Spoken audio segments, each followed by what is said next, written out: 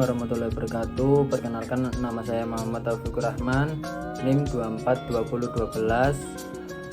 Saya dari Prodi PAI semester 3 di Universitas Islam Negeri Syahwasil, Kediri. Oke, saya di sini akan membawakan materi yaitu zakat dan infak. Apa sih zakat itu?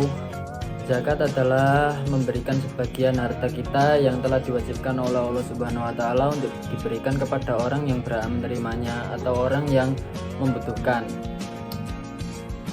Jadi maksudnya itu ketika kita diberi rezeki lebih oleh Allah Subhanahu wa taala atau sudah mencapai nisab, maka kita wajib memberikan sebagian harta kita kepada orang yang membutuhkan seperti fakir dan miskin. Zakat adalah satu-satunya rukun Islam yang secara spesifik berbicara tentang pemberdayaan ekonomi umat. Sayangnya, pola pemberian zakat selama ini bercorak konsumtif, dalam arti diberikan secara instan atau konstan, menjadi salah satu faktor menyebabkan zakat tidak mampu mengubah kemiskinan umat menuju kemandirian yang dicita-citakan Islam. Nah, maksud dari zakat selama ini bercorak konsumtif itu kayak semisal ada orang miskin yang menerima zakat itu hanya untuk dihabiskan, tidak ada efek berkelanjutan setelahnya, tidak ada pengelolaan di dalamnya. Jadi ya udah, kita menerima zakat lalu kita habiskan sampai zakat itu habis. Nah, itu menyebabkan zakat itu tidak mengubah kemiskinan umat menuju kemandirian yang dicita-citakan Islam. Nah, tujuan dari zakat itu sendiri adalah mengubah kemiskinan umat menuju kemandirian yang dicita-citakan Islam. Nah, kalau zakat ini dibuat, misalnya ada orang miskin yang menerima zakat. Nah, zakat ini dikelola atau dibuat usaha. Nah, itu kan bisa bisa menimbulkan dampak yang berkelanjutan setelahnya. Oke, selanjutnya ada zakat sebagai instrumen ekonomi Islam. Zakat sebagai instrumen ekonomi Islam dipergunakan untuk menyeimbangkan pendapatan masyarakat. Zakat yang dikeluarkan merupakan salah satu bentuk distribusi pendapatan agar lebih merata sehingga orang fakir maupun miskin dapat melaksanakan kewajibannya kepada Allah. Nah, maksud dari menyeimbangkan pendapatan masyarakat ini adalah di masyarakat kan ada yang pendapatannya besar dan ada yang pendapatannya kecil. Nah, orang yang pendapatannya kecil ini cenderung lebih menderita atau lebih sengsara dari pendapatan orang yang lebih kaya. Nah, maka dari itu fungsi zakat adalah untuk agar tidak ada yang namanya penderitaan di antara orang sekitar kita atau umat Islam. Zakat dalam bidang ekonomi mempunyai peran untuk mencegah penumpukan kekayaan dan mewajibkan orang kaya agar menyalurkan hartanya kepada golongan orang yang kurang mampu.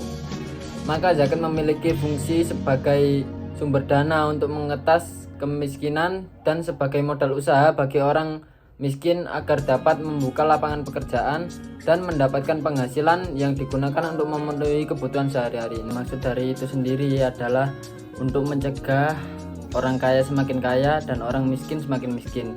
Nah, agar pendapatan atau dana itu tidak menumpuk di orang kaya saja dan orang miskin itu semakin menderita, maka Islam mewajibkan orang kaya atau orang yang sudah mencapai nisab itu untuk memberikan sebagian hartanya kepada orang yang lebih membutuhkan. Selanjutnya ada infak dan sedekah. Infak berasal dari kata anfaqo yang berarti mengeluarkan sesuatu, entah itu harta ataupun yang lain, untuk kepentingan terhadap sesuatu.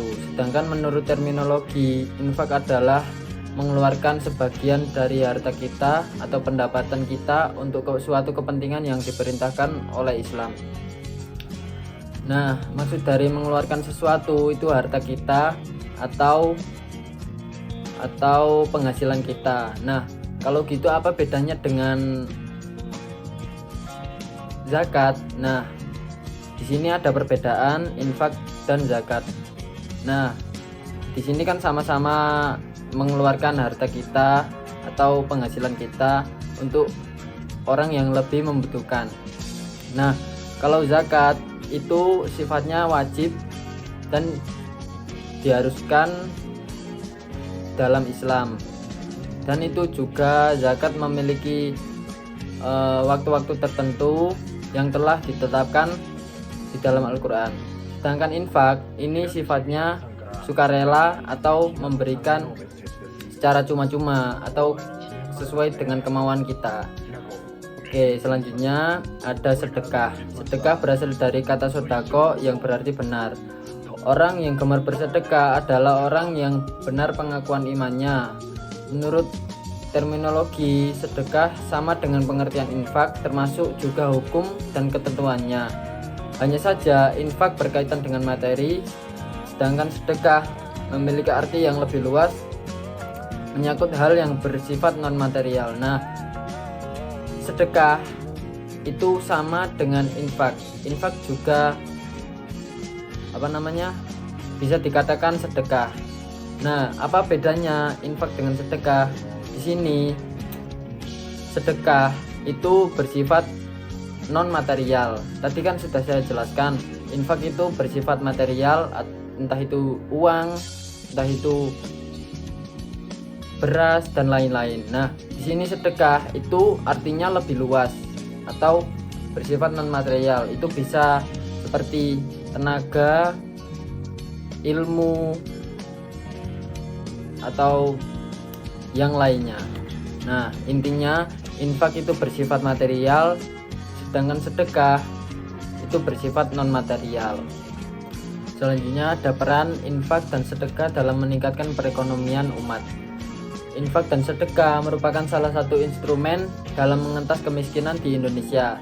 Nah, selain itu ada banyak lagi sumber dana yang bisa dikumpulkan seperti zakat, wakaf, wasiat, hibah, dan sejenisnya. Nah, sumber-sumber dana tersebut merupakan peranata keagamaan yang memiliki kaitan secara fungsional dengan upaya pemecahan masalah kemiskinan atau kepincangan sosial.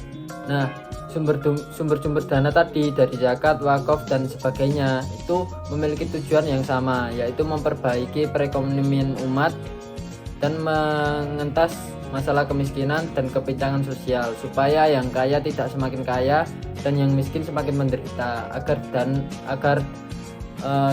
dana atau harta tidak menumpuk di salah satu pihak saja.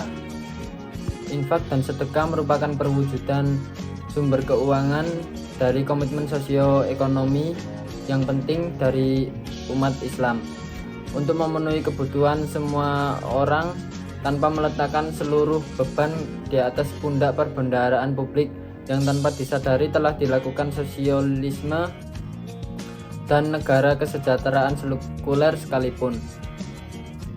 Maksud dari meletakkan seluruh beban ke atas pundak perbendaharaan publik itu seperti menuntut pemerintah untuk merentas kemiskinan yang ada di Indonesia saat ini, tetapi kita juga bisa membantu pemerintah dalam menangani permasalahan ekonomi ini kepada orang-orang yang membutuhkan di sekitar kita.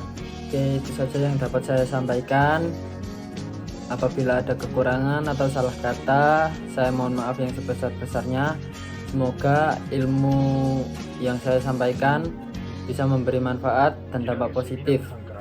Wassalamualaikum warahmatullahi wabarakatuh.